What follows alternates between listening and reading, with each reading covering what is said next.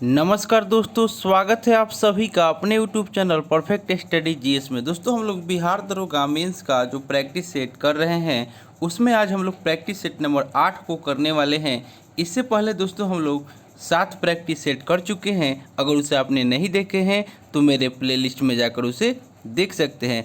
दोस्तों, आपसे एक रिक्वेस्ट है कि आप मेरे चैनल पर नए हैं, इसे सब्सक्राइब कर लें, इसे लाइक करना ना भूलें, दोस्तों में शेयर करें फेसबुक, व्हाट्सएप, टेलीग्राम के माध्यम से। और दोस्तों, जो प्रैक्टिस सेट हम लोग कर रहे हैं यह आपको एडुटेरिया का जो नया बुक आया हुआ है उसी से कर रहे हैं।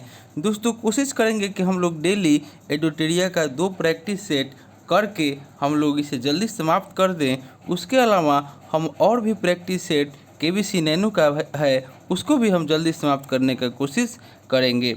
दोस्तों, इससे पहले हम लोग केबीसी का 21 प्रैक्टिस सेट हम लोग आपको ज्ञान बिंदु जीएस एकेडमी का 10 प्रैक्टिस सेट, जो कि उसमें 10 प्रैक्टिस सेट दिया था, उसको समाप्त कर चुके हैं। आपको प्लेटफॉर्म का वॉल्यूम 1 को समाप्त कर चुके हैं। अगर उसे आपने नहीं देखे हैं तो मेरे प्लेलिस्ट में जाकर उसे देख सकते हैं।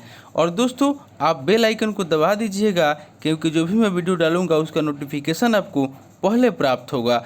दोस्तों, अगर आपको इसका पीडीएफ चाहिए तो डिस्क्रिप्शन में हम टेलीग्राम का लिंक दे दिए हैं, आप लोग वहां से प्राप्त कर सकते हैं। तो चलिए दोस्तों, स्टार्ट करते हैं आज का प्रैक्टिस सेट।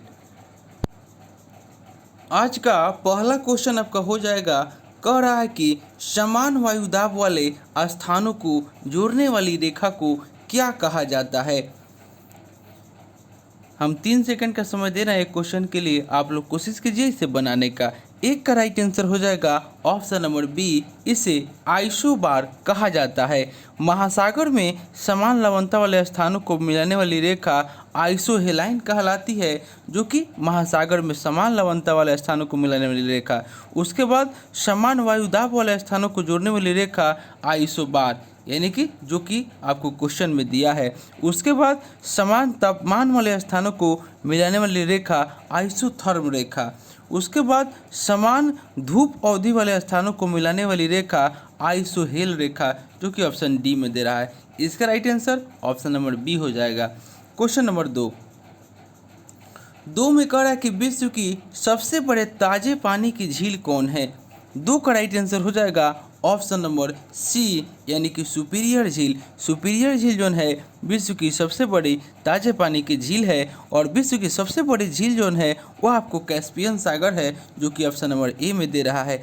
और विश्व की सबसे बड़े ताजे पानी की झील आपको सुपीरियर झील हो जाएगा, जो कि इसका आंसर हो जाएगा। उसके बाद विश्व की सबसे गहरी झील जो है वह आपको बैकाल झील है। विश्व की सबसे गहरी झील बैकाल झील हो जाएगा। इसका right answer option number C. Next देख लेते हैं क्वेश्चन नंबर 3। कह रहा है कि केंद्रीय मृदा तथा पदार्थ अनुसंधान केंद्र कहाँ है। 3 का राइट आंसर हो जाएगा ऑप्शन नंबर ए, यह आपको नई दिल्ली में स्थित है। केंद्रीय मृदा तथा पदार्थ अनुसंधान केंद्र नई दिल्ली में स्थित है। और भारतीय वनस्पति सर्वेक्षण विभाग जो है वह आपको कोलकाता में है। और भारतीय राष्ट्रीय महासागर और सूचना सेवा केंद्र है वह आपको हैदराबाद में है। और राष्ट्रीय सरकड़ा संस्थान जो है यह आपको कानपुर में है। इसका राइट आंसर ऑप्शन नंबर ए हो जाएगा।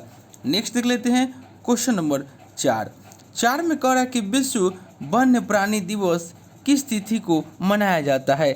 4 का राइट आंसर हो जाएगा ऑप्शन नंबर डी, यह आपको 6 अक्टूबर को मनाया जाता है। और विश्व वन प्राणी दिवस जो है वो आपको 6 अक्टूबर को मनाया जाता है। और वायुसेना दिवस जो है वो आपको 8 अक्टूबर को मनाया जाता है, जो कि ऑप्शन ए में दे रहा है। और विश्व शौचालय दिवस 19 नवंबर को मनाया जाता है, जो कि ऑप्शन नंबर सी में दे रहा है। और विश्व अस्थमा दिवस 11 दिसंबर को मनाया जाता है, जो कि ऑप्शन नंबर बी में दे रहा है।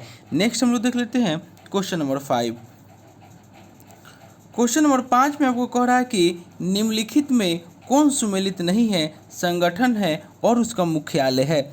5 का राइट आंसर ऑप्शन नंबर ए हो जाएगा, यानी कि सार्क का मुख्यालय जो ढाका दे रहा है यह आपका सही नहीं है। सार्क का मुख्यालय काठमांडू में है। और आपको और सब देख लेते हैं। यूरोपीय ऊर्जा आयोग का मुख्यालय जिनेवा सही है। एमनेस्टी इंटरनेशनल का लंदन सही है। और एशियाई विकास बैंक का मुख्यालय मनीला, यह भी आपका सही है। लेकिन ऑप्शन नंबर ए जो है यह सुमेलित नहीं है। नेक्स्ट देख लेते हैं क्वेश्चन नंबर 6। 6 में आपको सूची 1 और सूची 2 को सम्मिलित करना है, यानी कि महारत्न कंपनी और उसका स्थान वर्ष दिया हुआ है। देख लेते हैं इसका जो ऑप्शन दिया हुआ है उसके अनुसार। तो 6 का राइट आंसर ऑप्शन नंबर देख लेते हैं, यानी कि भारत हेवी इलेक्ट्रिकल लिमिटेड, इसका स्थापना जो है 1964 में हुआ था, यानी कि ए का सी हो जाएगा। उसके बाद आपको कोल इंडिया लिमिटेड, वो आपका हो जाएगा 1975, यानी कि बी का 2 हो जाएगा। और तेल एवं प्राकृतिक गैस निगम जो है यह आपको 1956 में, और gas authority of India limited 1984, यानी कि इसका right answer option number C हो जाएगा। 6 का right answer option number C. Next देख लेते हैं क्वेश्चन नंबर 7 में कह रहा है कि मुद्रास्फीति के संबंध में कौन सा कथन असत्य है। 7 का राइट आंसर हो जाएगा ऑप्शन नंबर सी, यानी कि साख की मात्रा घट जाती है, यह आपका कथन असत्य है। मुद्रास्फीति की स्थिति में वस्तुओं की उपलब्ध मात्रा की तुलना में मुद्रा तथा साख की मात्रा में वृद्धि हो जाती है, और यहाँ पे दे रहा है कि घट जाती है, इसीलिए आपका गलत हो जाएगा। और कीमत में वृद्धि होती है, सही है। मुद्रा का मूल्य गिर जाता है, ये भी सही है। और इसमें ऋणी को लाभ होता है, ये भी सही है। ऑप्शन नंबर सी जो है यह कथन असत्य हो जाएगा। नेक्स्ट देख लेते हैं क्वेश्चन नंबर 8 में आपको कह रहा है कि किन्स के रोजगार सिद्धांत के अनुसार पूंजीवादी अर्थव्यवस्था में रोजगार की मात्रा निम्न में से किस पर निर्भर करती है। 8 का राइट आंसर हो जाएगा ऑप्शन नंबर बी, यह आपको बाजार की मांग पर निर्भर करती है। किन्स के रोजगार सिद्धांत के अनुसार अर्थव्यवस्था में रोजगार की मात्रा मांग पर निर्भर करती है, और मांग जो है उत्पादन में वृद्धि को नियंत्रित करते हैं। मांग में कमी होने पर उत्पादन में कटौती करनी पड़ती है, फलस्वरूप बेरोजगारी उत्पन्न होती है, और मांग में वृद्धि होने पर उत्पादन बढ़ाना पड़ता है, जिसके लिए अधिक श्रम की आवश्यकता पड़ती है, फलस्वरूप रोजगार का सृजन होता है, यानी कि ऑप्शन नंबर बी बाजार की मांग पर। नेक्स्ट देख लेते हैं क्वेश्चन नंबर 9 में आपको कह रहा है कि स्वतंत्र भारत की प्रथम औद्योगिक नीति की घोषणा किस वर्ष की गई थी। 9 का राइट आंसर हो जाएगा ऑप्शन नंबर डी, 1948 ईस्वी में की गई थी। स्वतंत्र भारत की प्रथम औद्योगिक नीति की घोषणा 6 अप्रैल 1948 को तत्कालीन उद्योग मंत्री डॉक्टर श्यामा प्रसाद मुखर्जी के द्वारा की गई थी। और दूसरी औद्योगिक नीति जो था वह सन 1956 में लाई गई, और नई औद्योगिक नीति की घोषणा आपको 1991 ईस्वी में की गई, जिसमें व्यापक स्तर पर उदारवादी कदमों की घोषणा की गई। इसका right answer option number D हो जाएगा 1948 ईस्वी। नेक्स्ट देख लेते हैं क्वेश्चन नंबर 10 में कह रहा है कि भूमि विकास बैंक किस प्रकार की साख सुविधा प्रदान करती है। 10 का राइट आंसर हो जाएगा ऑप्शन नंबर बी, यह आपको दीर्घकालीन आपको साख सुविधा प्रदान करती है। भूमि विकास बैंक मूलतः दीर्घकालीन साख उपलब्ध करती है, और भूमि विकास बैंक का आरंभ भूमि बंधन बैंक के रूप में 1919 ईस्वी में आपको हुआ था, यानी कि इसका right answer option number B हो जाएगा। क्वेश्चन नंबर 11 करें कि वैश्विक लैंगिंग अंतराल रिपोर्ट किस संस्था के द्वारा जारी किया जाता है। 11 का राइट आंसर हो जाएगा ऑप्शन नंबर सी, यह आपको विश्व आर्थिक मंच के द्वारा जारी किया जाता है। नेक्स्ट देख लेते हैं क्वेश्चन नंबर 12। क्वेश्चन नंबर 12 में आपको कह रहा है कि 11वीं पंचवर्षीय योजना के संबंध में निम्न में से कौन सा कथन जो है वह आपका असत्य है। तो 12 का राइट आंसर हो जाएगा आपका ऑप्शन नंबर ए, जो दिया हुआ है वही कथन जो है यह आपका असत्य हो जाएगा, यानी कि ऑप्शन नंबर ए, यानी कि यह 1 अप्रैल 2001 से प्रारंभ हुई थी, यह कथन जो है आपका असत्य हो जाएगा। आपको 11वीं पंचवर्षीय योजना जो है वह आपका 1 अप्रैल 2007 से प्रारंभ हुई थी, और 11वीं पंचवर्षीय योजना जो था वह आपको 2007 से लेकर के 2012 ईस्वी तक इसका समय था। और इसके बारे में देख लेते हैं। यह कह रहा है कि इस योजना का मुख्य उद्देश्य तीव्रतम एवं समावेशी विकास था, सही है। उसके बाद इस योजना में जीडीपी की औसत वृद्धि दर 8.3% थी, भी सही है। और इसमें शिक्षा के लिए विषय वस्तु थीम अनिवार्य स्कूली शिक्षा था, ये भी सही है। ऑप्शन नंबर ए जो है यह आपका कथन असत्य हो जाएगा। नेक्स्ट देख लेते हैं क्वेश्चन नंबर आपको 13। क्वेश्चन नंबर 13 में आपको कह रहा है कि सभी परिस्थितियों में मुद्रा सभी परिसंपत्तियों में सबसे तरल है। 13 का राइट आंसर हो जाएगा ऑप्शन नंबर ए, यानी कि क्योंकि यह सार्वभौमिक रूप से स्वीकार है। मुद्रा सभी प्रकार की परिसंपत्तियों में सबसे तरल संपत्ति इस अर्थ में है कि यह सार्वभौमिक रूप से स्वीकार है और इसका किसी दूसरी वस्तु के रूप में आसानी से विनिमय किया जा सकता है, यानी कि ऑप्शन नंबर ए इसका राइट आंसर हो जाएगा। नेक्स्ट हम लोग देख लेते हैं क्वेश्चन नंबर 14। कह रहा है कि अर्थशास्त्रियों का विचार है कि उस अवधि के राजस्व से अंतर्निहित साथ ही साथ स्पष्ट लागत की कटौती से डैश का आंकड़ा मिलता है। 14 का राइट आंसर हो जाएगा ऑप्शन नंबर सी, यानी कि आर्थिक लाभ। आर्थिक लाभ जो है, आर्थिक लाभ को राजस्व और लागत के बीच के अंतर के रूप में परिभाषित किया गया है, यानी कि लागत शब्द में एक वस्तु की स्पष्ट और साथ ही निहित लागत दोनों शामिल है, और अस्पष्ट लागत वे लागत हैं जो एक फर्म के खातों के वही खातों में प्रदर्शित होती हैं और दिखाई देती है। इन लागतों में मजदूरी, खरीदे गए कच्चे माल, कारखानों की लागत आदि शामिल है, और आर्थिक लाभ बराबर राजस्व माइनस अस्पष्ट लागत माइनस निहित लागत होता है, यानी कि ऑप्शन नंबर सी इसका राइट आंसर हो जाएगा। नेक्स्ट देख लेते हैं क्वेश्चन नंबर 15। क्वेश्चन नंबर 15 में कह रहा है कि राष्ट्रीय खाद्य सुरक्षा अधिनियम किस तिथि को लागू हुआ।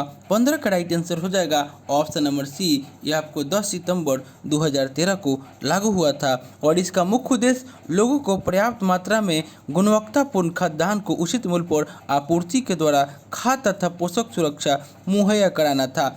और इस अधिनियम के द्वारा देश के लगभग 67% जनसंख्या को खाद्य सुरक्षा प्रदान किया जाता है, यानी कि ऑप्शन नंबर सी इसका राइट आंसर हो जाएगा। क्वेश्चन नंबर 16 में आपको विदेशी यात्री हैं और उनका शासनकाल है, यानी कि सूची 1 को सूची 2 से मिलान करना है। यानी कि आपको जो था डायोनिसियस, जो ऑप्शन ए में दे रहा है डायोनिसियस, इनका ये हो जाएंगे आपको अशोक के शासनकाल में आए थे, यानी कि एक का 3 हो जाएगा। फिर डाइमेकस जो थे वह आपको आए थे बिंदुसार के शासनकाल में। वेनसंग जो थे वो आए थे आपको हर्षवर्धन के शासनकाल में, और फाहियान चंद्रगुप्त द्वितीय के शासनकाल में, यानी कि 16 का राइट आंसर ऑप्शन नंबर ए हो जाएगा। नेक्स्ट देख लेते हैं क्वेश्चन नंबर 17 में आपको कह रहा है कि बौद्ध धर्म के संबंध में असत्य की पहचान करें। 17 का राइट आंसर हो जाएगा ऑप्शन नंबर सी, यानी कि बौद्ध धर्म मूलतः ईश्वरवादी है, यह आपका कथन जो है असत्य है। बौद्ध धर्म मूलतः अनिश्वरवादी है, यहाँ पे ईश्वरवादी दे रहा है, इसीलिए यह कथन गलत हो जाएगा, यानी कि बौद्ध धर्म मूलतः अनिश्वरवादी है। और बुद्ध के द्वारा गृह त्याग को महाभिनिष्क्रमण भी कहा जाता है, सही है। बुद्ध ने अपना प्रथम उपदेश ऋषिपत्रम में दिया, यह भी सही है। और बुद्ध धर्म में पुनर्जन्म की मान्यता है, यह भी सही। ऑप्शन नंबर सी जो है यह असत्य हो जाएगा। नेक्स्ट देख लेते हैं क्वेश्चन नंबर 18। करा कि भारत में सर्वप्रथम किनके द्वारा सोने के सिक्के जारी किए गए। 18 का राइट आंसर हो जाएगा ऑप्शन नंबर डी, यानी कि हिंद यूनानी के द्वारा।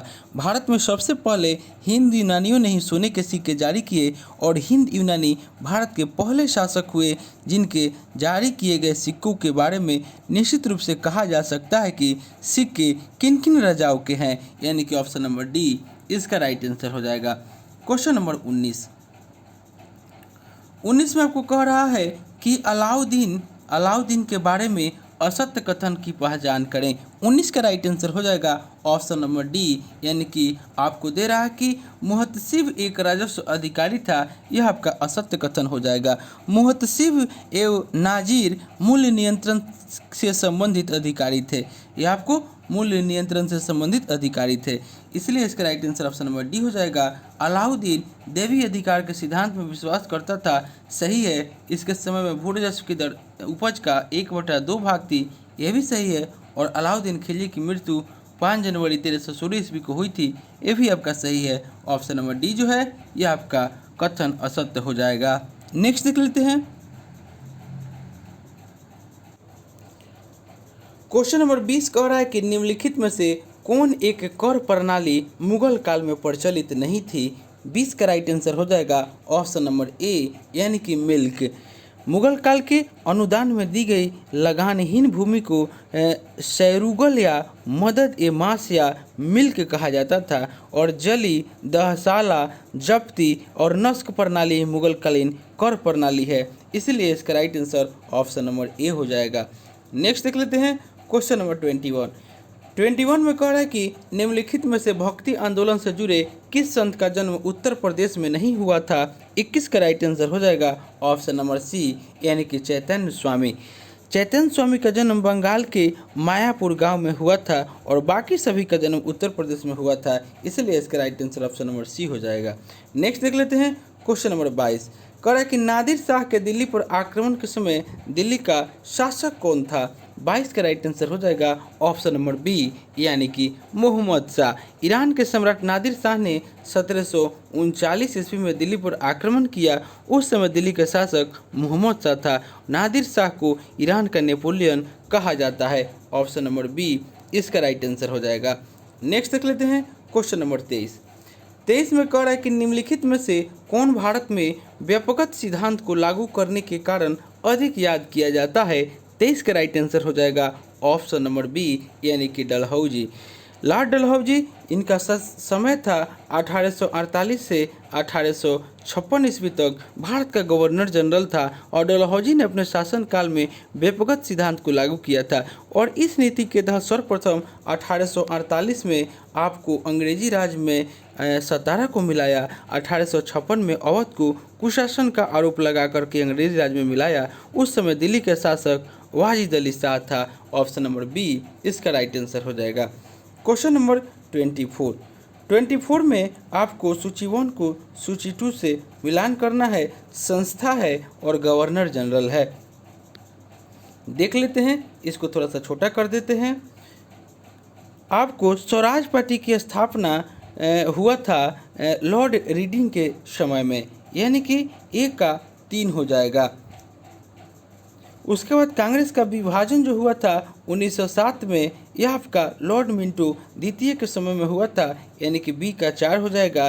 दास प्रथा का उन्मूलन जो हुआ था लॉर्ड एलनबरो के समय में हुआ था और कलकत्ता में मेडिकल कॉलेज की स्थापना लॉर्ड विलियम बेंटिंग के समय हुआ था, यानी कि 25 का राइट 24 का right answer option number C हो जाएगा, यानी कि ए का 3, बी का 4, सी का 2 और डी का 1।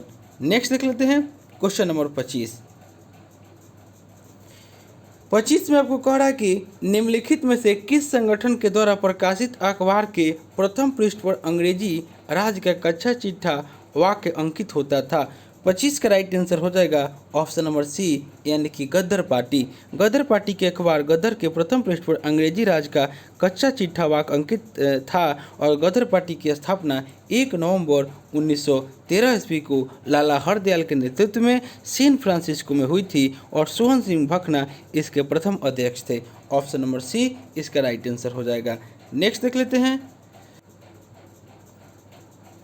क्वेश्चन नंबर 26 में आपको कह रहा है कि निम्नलिखित में से कौन चटगांव शस्त्रागार आक्रमण से संबंधित था? 26 का राइट आंसर हो जाएगा ऑप्शन नंबर डी सूर्यसेन। 18 अप्रैल 1930 ईस्वी को बंगाल के चटगांव स्थित ब्रिटिश शस्त्रागार पर सूर्यसेन ने अपने साथियों के साथ आक्रमण किया और इसी कारण इन्हें गिरफ्तार करके 12 जनवरी 1934 ईस्वी को फांसी दे दिया गया। ऑप्शन नंबर डी इसका राइट आंसर हो जाएगा। 27 में आपको कह रहा है कि निम्नलिखित में से व्यक्तियों एवं समाचार पत्रों का कौन सा जोड़ा जोन है असत्य है? 27 का राइट आंसर हो जाएगा ऑप्शन नंबर बी, यानी कि नवीन चंद्र राय जो ज्ञान प्रकाश दे रहा है यह आपका सही नहीं है।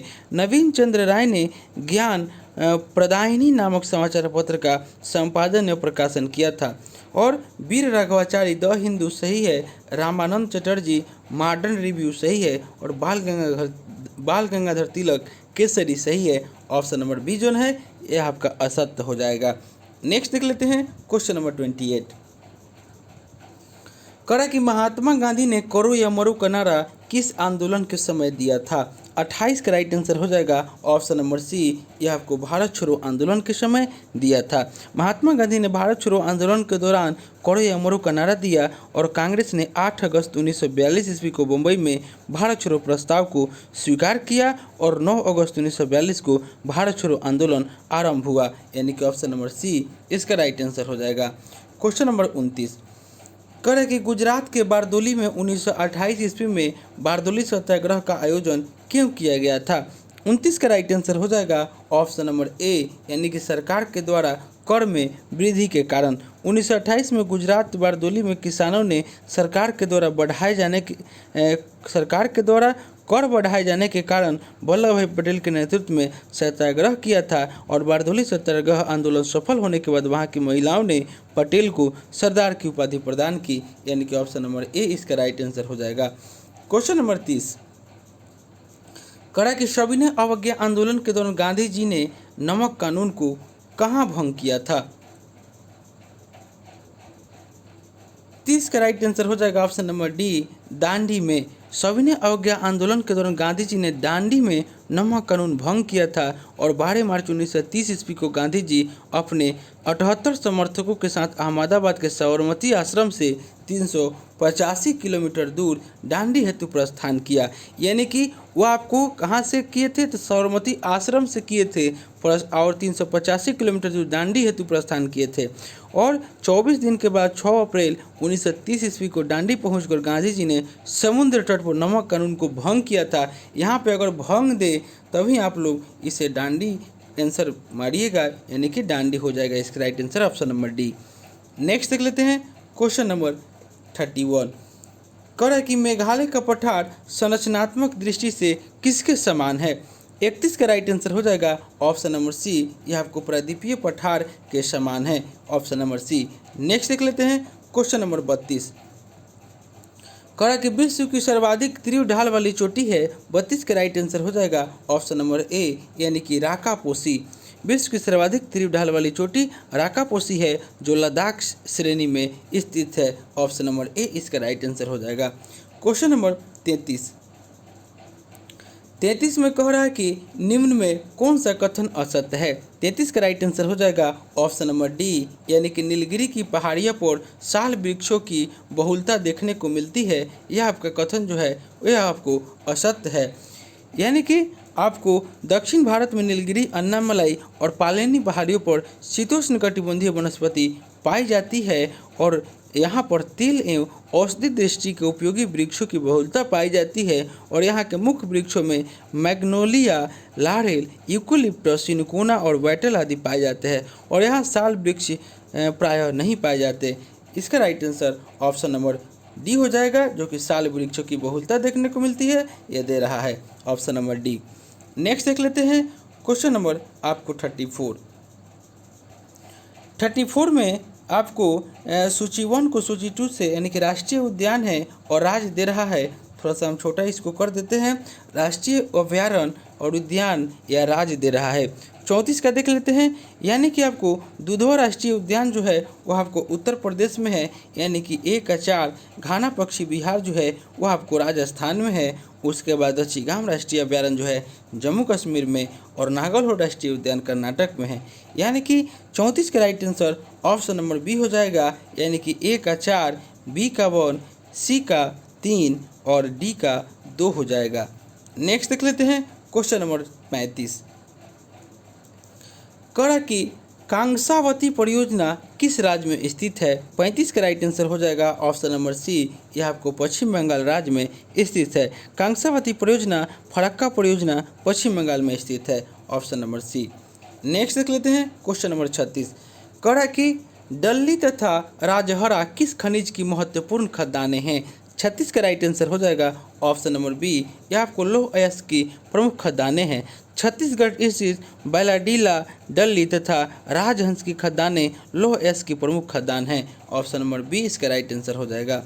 नेक्स्ट देख लेते हैं क्वेश्चन नंबर 37 निम्नलिखित में कौन सही सुमेलित नहीं है? 37 का राइट आंसर हो जाएगा ऑप्शन नंबर सी, यानी कि केंद्रीय लाख अनुसंधान केंद्र गुवाहाटी असम दे रहा है, यह आपका सही नहीं है। केंद्रीय लाख अनुसंधान केंद्र रांची में स्थित है और केंद्रीय चावल अनुसंधान केंद्र कटक उड़ीसा सही है। केंद्रीय मौसम विज्ञान केंद्र पुणे महाराष्ट्र सही है और राष्ट्रीय जूट अनुसंधान केंद्र बैराकपुर पश्चिम बंगाल सही है। ऑप्शन नंबर सी जो है यह सुमेलित नहीं है। नेक्स्ट देख लेते हैं क्वेश्चन नंबर 38। कह रहा है कि 2011 की जनगणना रिपोर्ट के अनुसार जनसंख्या में वार्षिक वृद्धि की दर है। 38 का राइट आंसर हो जाएगा ऑप्शन नंबर सी, यानी कि 17.7%। नेक्स्ट देख लेते हैं क्वेश्चन नंबर 39। कह रहा है कि निम्नलिखित में से बिहार का कौन सा क्षेत्र रेशम उत्पादन हेतु विख्यात है? 39 का राइट आंसर हो जाएगा option number D, Bhagalpur. Next देख लेते हैं क्वेश्चन नंबर 40। कह रहा है कि निम्नलिखित में से असत्य कथन की पहचान करना है। 40 का राइट आंसर हो जाएगा ऑप्शन नंबर सी, यानी कि होली लैंड रोम को कहा जाता है, यह आपका सही नहीं है। होली लैंड यरूशलेम को कहा जाता है और land of midnight sun Norway को कहा जाता है और भूमध्य सागर का द्वार जिब्राल्टर को कहा जाता है और गोरो की कब्र गिनी तट को कहा जाता है। ऑप्शन नंबर सी इसका राइट आंसर हो जाएगा। नेक्स्ट देख लेते हैं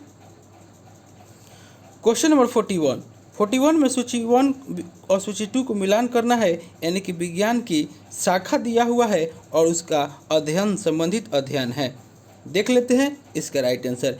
एपीकल्चर से आपको मधुमक्खी पालन यानी कि ए का 2, पिसिकल्चर से मत्स्य पालन, एंथ्रोलॉजी से पुष्प का अध्ययन और आपको ऑर्निथोलॉजी से पक्षियों का अध्ययन, यानी कि ए का 2, बी का 3, सी का 4, ए का 2, बी का 3, सी का 4 और डी का 1, यानी कि ऑप्शन नंबर डी इसका राइट आंसर हो जाएगा। नेक्स्ट देख लेते हैं क्वेश्चन नंबर 42। कह रहा है कि जीव द्रव में सर्वाधिक मात्रा में कौन सा तत्व पाया जाता है? 42 का राइट आंसर हो जाएगा option number B, oxygen.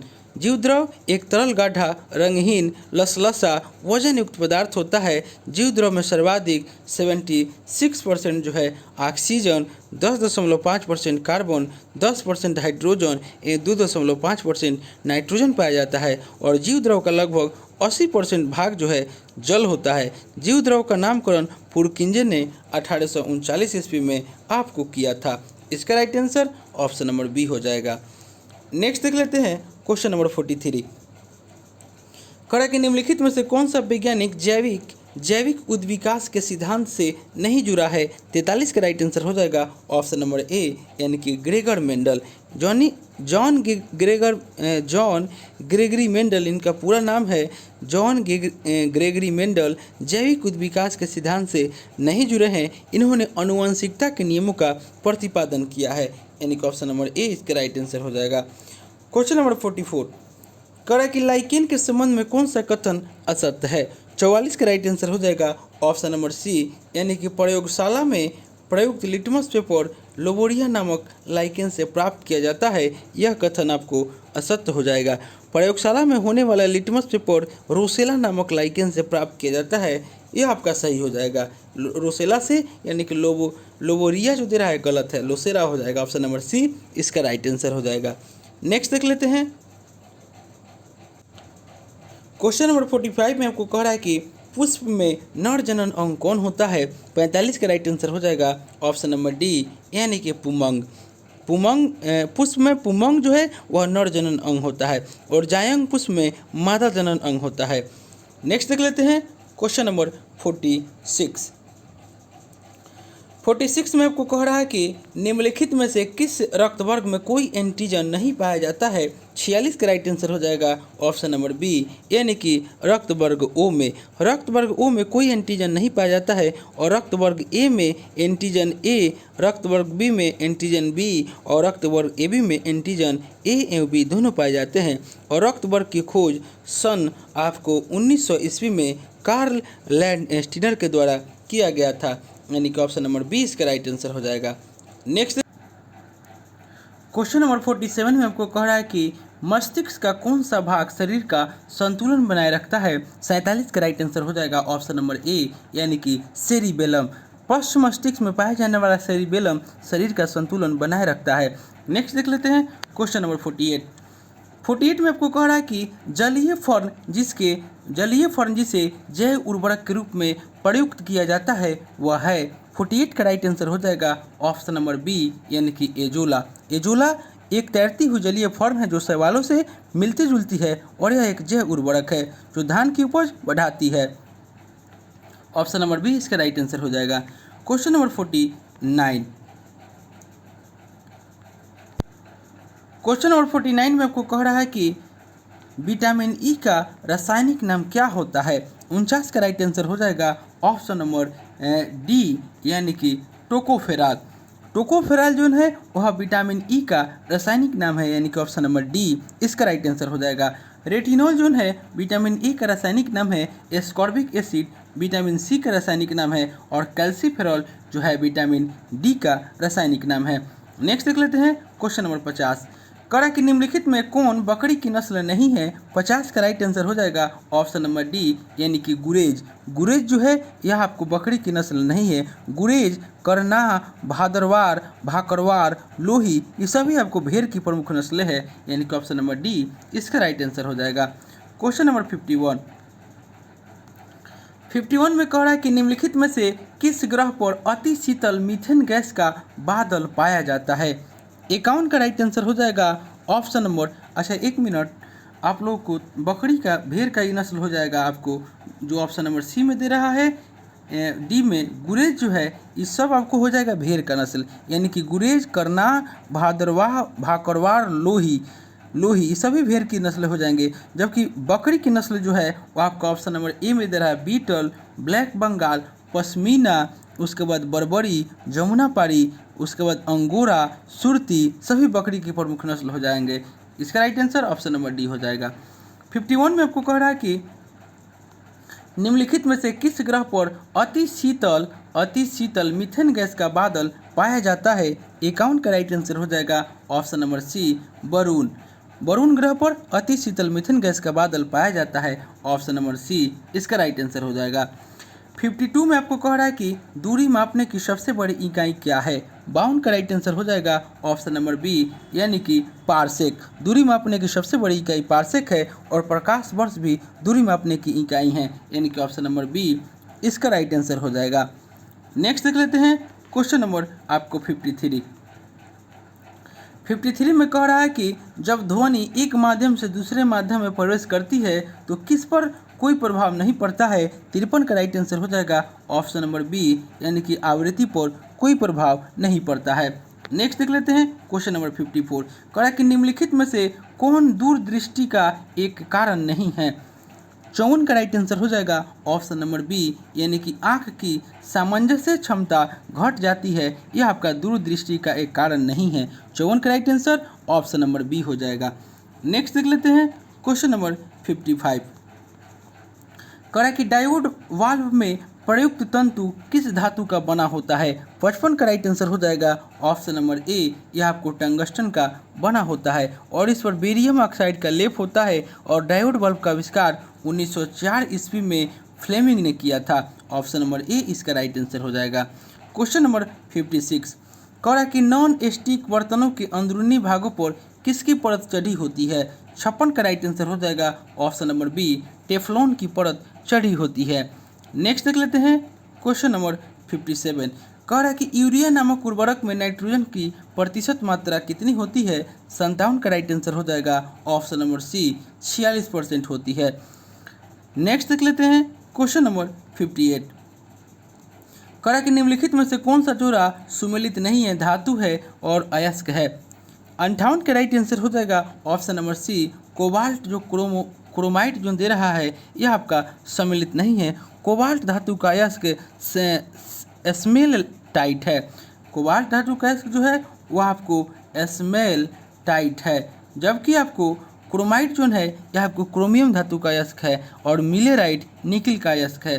Sodium जो है चिली सल्फेट, पोटेशियम नाइट्रेट और टिन जो है कैसीटेराइट, ये आपका सही है। ऑप्शन नंबर सी जो है यह आपका जोड़ा सुमेलित नहीं है। नेक्स्ट देख लेते हैं क्वेश्चन नंबर 59। कह रहा है कि मतदान के समय उंगलियों पर निशान लगाने वाले स्याही बनाने में किस रसायन का उपयोग किया जाता है। 59 का राइट आंसर हो जाएगा ऑप्शन नंबर बी यानी कि सिल्वर नाइट्रेट का उपयोग किया जाता है। नेक्स्ट देख लेते हैं क्वेश्चन नंबर 60। क्वेश्चन नंबर 60 कह रहा है कि असम सरकार ने किसे अपने सर्वोच्च सम्मान असम वैभव सम्मान से सम्मानित किया है। 60 का राइट आंसर हो जाएगा ऑप्शन नंबर ए रतन टाटा को। नेक्स्ट देख लेते हैं क्वेश्चन नंबर 61। कह रहा है कि निम्नलिखित में से कौन एक कृत्रिम पारिस्थितिकी तंत्र का उदाहरण है। 61 का राइट आंसर हो जाएगा ऑप्शन नंबर सी यानी कि फसल। बगीचा, फसल, पार्क जितना भी है यह आपको कृत्रिम पारिस्थितिकी तंत्र का उदाहरण है। Option number C right answer हो जाएगा। क्वेश्चन नंबर 62 में आपको कह रहा है कि सूर्य में नाभिकीय संलयन के द्वारा ऊष्मा उत्पन्न होती है, इस क्रिया में संपन्न होता है। 62 का राइट आंसर हो जाएगा ऑप्शन नंबर ए यानी कि हाइड्रोजन के नाभिक संलयित होकर हीलियम नाभिक का निर्माण करते हैं, यानी कि ऑप्शन नंबर ए इसका राइट आंसर हो जाएगा। नेक्स्ट देख लेते हैं क्वेश्चन नंबर 63 में आपको अधिनियम और वर्ष दिया हुआ है। अधिनियम है और वर्ष है, यानी कि प्राणी क्रूरता निरोधक अधिनियम 1960 हो जाएगा। पर्यावरण अधिनियम जो है वह आपका 1900 इसका पर्यावरण अधिनियम जो है 1986 हो जाएगा। उसके बाद वन्य जीव सुरक्षा अधिनियम जो है यह आपका 1972 हो जाएगा और वायु प्रदूषक निरोधक एवं नियंत्रण अधिनियम 1981 हो जाएगा, यानी कि इसका राइट आंसर 1 2 3 4 यानी कि ऑप्शन नंबर देख लेते हैं, यानी कि 1 2 3 4 1 2 3 4 जो है ऑप्शन नंबर ए में है। नेक्स्ट देख लेते हैं क्वेश्चन नंबर 64। कह रहा कि भारत ने हाल ही में किस अंतर सरकारी संगठन के साथ डिजिटल कार्य योजना 2022 को मंजूरी प्रदान की है। 64 का राइट आंसर हो जाएगा ऑप्शन नंबर सी यानी कि आसियान के साथ। Option number C right answer हो जाएगा। नेक्स्ट देख लेते हैं क्वेश्चन नंबर 65। कह रहा कि निम्नलिखित में कौन भारत में जैव विविधता का हॉट स्पॉट है। 65 का राइट आंसर हो जाएगा ऑप्शन नंबर सी यानी कि पूर्वी हिमालय। भारत में 2 प्रमुख हॉट स्पॉट स्थल है, एक आपको पश्चिमी घाट और दूसरा पूर्वी हिमालय। ऑप्शन नंबर सी इसका राइट आंसर हो जाएगा। Question number 66। किस अधिनियम के द्वारा भारत में पहली बार महिलाओं को मतदान का अधिकार मिला। 66 का राइट आंसर हो जाएगा ऑप्शन नंबर ए यानी कि मॉन्टेगू जेम्सफोर्ड सुधार अधिनियम यानी कि भारत शासन अधिनियम 1919 के द्वारा। ऑप्शन नंबर ए इसका राइट आंसर हो जाएगा। Question number 67। कह कि संविधान सभा के प्रारूप समिति के अध्यक्ष कौन थे। 67 का राइट आंसर हो जाएगा option number C Bhimrao Ambedkar. संविधान के प्रमुख समिति थे संचालन समिति डॉक्टर राजेंद्र प्रसाद, संघीय संविधान समिति जवाहरलाल नेहरू, प्रांतीय संविधान समिति वल्लभ भाई पटेल और प्रारूप समिति भीमराव अंबेडकर, यानी कि ऑप्शन नंबर सी इसका राइट आंसर हो जाएगा कि प्रारूप समिति के अध्यक्ष अंबेडकर जी थे। नेक्स्ट देख लेते हैं क्वेश्चन नंबर 68। कह कि भारतीय संविधान के विदेशी स्रोत एवं देश का कौन सा जोड़ा सही सुमेलित नहीं है। 68 का राइट आंसर हो जाएगा ऑप्शन नंबर सी यानी कि वित्तीय आपात जो ब्रिटेन दे रहा है यह आपका सही नहीं है, यानी कि वित्तीय आपात जो है यह आपको वित्तीय आपात जो है अमेरिका के संविधान से लिया गया है। इसके अलावा मौलिक अधिकार, न्यायिक पूर्णावलोकन, संविधान की सर्वोच्चता, न्यायपालिका की स्वतंत्रता, निर्वाचित राष्ट्रपति और उस पर महाभियोग, ये सभी आपको अमेरिका के संविधान से लिया गया है। और एक चीज़ हम लोग देख लेते हैं, इसमें ऑप्शन में दिख रहा है कि संसदीय विशेषाधिकार ऑस्ट्रेलिया। आपको कुछ बुक में मिल जाएगा संसदीय विशेषाधिकार ऑस्ट्रेलिया, लेकिन आपको NCERT सार संग्रह में यह आपको दिया हुआ है इसमें ब्रिटेन, यानी कि संसदीय विशेषाधिकार जो ब्रिटेन दिया हुआ है NCERT सार संग्रह में थे। इस क्वेश्चन को आप लोग देख लीजिएगा, संसदीय विशेषाधिकार लूसेंट में ऑस्ट्रेलिया है और आपको NCERT सार संग्रह में ब्रिटेन है, तो आपको चेक कर लीजिएगा ऑप्शन नंबर ए। इसका right answer option number C हो जाएगा, नहीं तो ए और सी दोनों हो सकता है, ए और सी दोनों हो सकता है। अगर आपको इसका ऑस्ट्रेलिया ना होकर के ब्रिटेन होगा तब इसको आप लोग देख लीजिएगा। राष्ट्रपति का निर्वाचक मंडल आयरलैंड और संघात्मक विशेषताएं कनाडा, ये दोनों सही है। ऑप्शन नंबर सी जो है वित्तीय आपातकाल ब्रिटेन ना होकर के अमेरिका हो जाएगा। नेक्स्ट देख लेते हैं क्वेश्चन नंबर 69। कह रहा कि जनवरी 2022 में किस टाइगर रिजर्व को TX2 पुरस्कार से सम्मानित किया गया है? 69 का राइट आंसर हो जाएगा ऑप्शन नंबर डी, यानी कि Sathyamangalam tiger reserve. Sathyamangalam tiger reserve Tamil Nadu राज्य में स्थित है। ऑप्शन नंबर डी इसका राइट आंसर हो जाएगा। क्वेश्चन नंबर 70 में आपको कह रहा है कि निम्नलिखित में से किस आधार पर भारतीय नागरिकता का अंत नहीं हो सकता है? 70 का राइट आंसर हो जाएगा ऑप्शन नंबर डी, यानी कि भारत में अपराध कर विदेश भाग जाने पर। Option number D right answer हो जाएगा, यानी कि नागरिकता का परित्याग करने पर, अन्य देश की नागरिकता स्वीकार करने पर, सरकार का नागरिकता छीनने पर, यह तीनों के अलावा आपको नागरिकता का अंत हो सकता है। लेकिन ऑप्शन नंबर डी जो है इसके तहत आपको नागरिकता का अंत नहीं हो सकता, यानी कि ऑप्शन नंबर डी इसका राइट आंसर हो जाएगा। नेक्स्ट देख लेते हैं। कहा कि किस अनुच्छेद के तहत किसी भी व्यक्ति को अपने धर्म का प्रचार करने की स्वतंत्रता प्रदान की गई है? 71 का राइट आंसर हो जाएगा ऑप्शन नंबर ए, अनुच्छेद 25। नेक्स्ट देख लेते हैं क्वेश्चन नंबर 72। कहा कि लोकसभा अध्यक्ष के चुनाव किसके द्वारा किया जाता है? 72 का राइट आंसर हो जाएगा ऑप्शन नंबर बी, यानी कि लोकसभा के सभी सदस्यों के द्वारा। और लोकसभा अध्यक्ष और उपाध्यक्ष के पद का उल्लेख संविधान के अनुच्छेद 93 में है। नेक्स्ट देख लेते हैं क्वेश्चन नंबर 73। कहा कि राष्ट्रपति के निर्वाचन से संबंधित विवादों का निपटारा कौन करता है? 73 का राइट आंसर हो जाएगा ऑप्शन नंबर बी, उच्चतम न्यायालय। नेक्स्ट देख लेते हैं क्वेश्चन नंबर 74। कहा कि भारतीय संविधान के अनुसार केंद्रीय मंत्री किसके प्रसाद प्रयत्न पद धारण करते हैं? 74 का राइट आंसर हो जाएगा ऑप्शन नंबर डी, यानी कि राष्ट्रपति। भारतीय संविधान के अनुच्छेद 75 के 2 के अनुसार केंद्रीय मंत्री राष्ट्रपति के प्रसाद प्रयत्न पद धारण करते हैं। और अनुच्छेद 75 के 3 के अनुसार मंत्रिपरिषद लोकसभा के प्रति सामूहिक रूप से उत्तरदायी होती है। और अनुच्छेद 74 के अनुसार राष्ट्रपति को उसके कार्यों के संपादन और सलाह देने हेतु एक मंत्रिपरिषद होती है, जिसका प्रधानमंत्री होता है, यानी कि ऑप्शन नंबर डी इसका राइट आंसर हो जाएगा। क्वेश्चन नंबर 75 में कह रहा है कि निम्न में असत्य कथन की पहचान करें। 75 का राइट आंसर हो जाएगा ऑप्शन नंबर सी, यानी कि राज्यसभा का सभापति राज्यसभा के सदस्यों में ही चुना जाता है। यह कथन जो है असत्य हो जाएगा। राज्यसभा का सभापति राज्यसभा का सदस्य नहीं होता है और उपराष्ट्रपति राज्यसभा का पदेन सभापति होता है। राज्यसभा की अधिकतम संख्या 250 हो सकती है। वर्तमान में सदस्य संख्या 245 है और इनमें 12 सदस्य राष्ट्रपति के द्वारा मनोनीत होते हैं। और राज्यसभा का सदस्य बनने हेतु न्यूनतम उम्र जो है वह आपको 30 वर्ष है। इसका right answer option number C हो जाएगा, यानी कि राज्यसभा का सभापति राज्यसभा के सदस्यों में से ही चुना जाता है। यह आपका कथन असत्य हो जाएगा। नेक्स्ट देख लेते हैं क्वेश्चन नंबर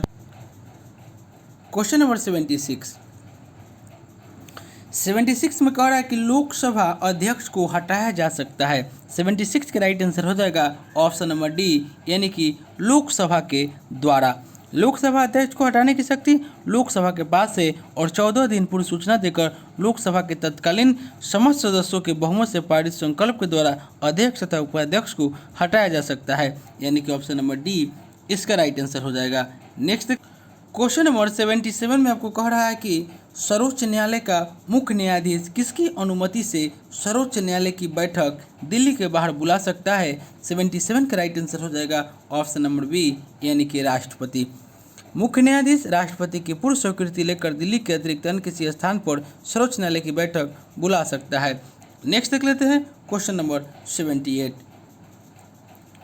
78 में कह रहा कि भ्रष्टाचार धारणा सूचकांक 2021 में भारत का स्थान क्या रहा? 78 का राइट आंसर हो जाएगा ऑप्शन नंबर ए, यानी कि 85वां 85।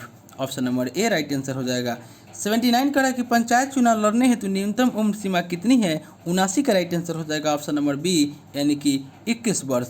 यानी कि अनुच्छेद 243 के अनुसार पंचायत का सदस्य बनने के लिए न्यूनतम आयु 21 वर्ष है, यानी कि ऑप्शन नंबर 20 का राइट आंसर हो जाएगा। क्वेश्चन नंबर 80 यह आज का अंतिम क्वेश्चन हो जाएगा।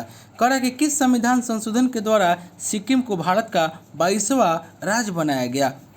80 का राइट आंसर हो जाएगा ऑप्शन नंबर ए, यानी कि 36वां संविधान संशोधन। 35वें संविधान संशोधन 1974। 35वें संविधान संशोधन 1974 के द्वारा आपको सिक्किम को भारत में सहयुक्त यानी कि एसोसिएट स्टेट के रूप में सम्मिलित किया गया था। उसके बाद 36वें संविधान संशोधन 1975 के द्वारा आपको 1975 के द्वारा सिक्किम को राज्य यानी कि 22वां राज्य का दर्जा प्रदान किया गया। इसीलिए इसका राइट आंसर ऑप्शन नंबर ए हो जाएगा यानी कि 36वां। अगर आपको सहराज्य के रूप में पूछे कि सहराज्य के रूप में आपको सिक्किम को कब शामिल किया गया, किस संशोधन के द्वारा, तो इसका राइट आंसर हो जाएगा 35वां। अगर 22वें राज्य के रूप में पूछे तो ऑप्शन नंबर ए हो जाएगा यानी कि 36वां। तो दोस्तों यह प्रैक्टिस सेट जो हम लेकर आए थे यह आपको बिहार दरोगा मेंस का प्रैक्टिस सेट नंबर 8 था। इससे पहले हम लोग 7 प्रैक्टिस सेट कर चुके हैं। अगर उसे आपने नहीं देखे हैं तो मेरे प्लेलिस्ट में उसे जा कर के देख सकते हैं। और दोस्तों शाम में भी एक प्रैक्टिस सेट कोशिश करेंगे कि इसका प्रैक्टिस सेट नंबर 9 को हम लेकर के आएँ। और दोस्तों एक आपको दोपहर में भी प्रैक्टिस सेट आपको आ सकता है, तो आप लोग उसे भी देखिएगा। दोस्तों आप मेरे चैनल पे नए हैं तो इसे सब्सक्राइब कर लें, इसे लाइक करना ना भूलें, दोस्तों में शेयर करें फेसबुक, व्हाट्सएप, टेलीग्राम के माध्यम से। और दोस्तों अगर आपको इसका PDF चाहिए तो डिस्क्रिप्शन में हम टेलीग्राम का लिंक दे दिए, आप लोग वहाँ से प्राप्त कर सकते हैं। तो चलिए दोस्तों मिलते हैं नेक्स्ट वीडियो में, तब तक के लिए धन्यवाद।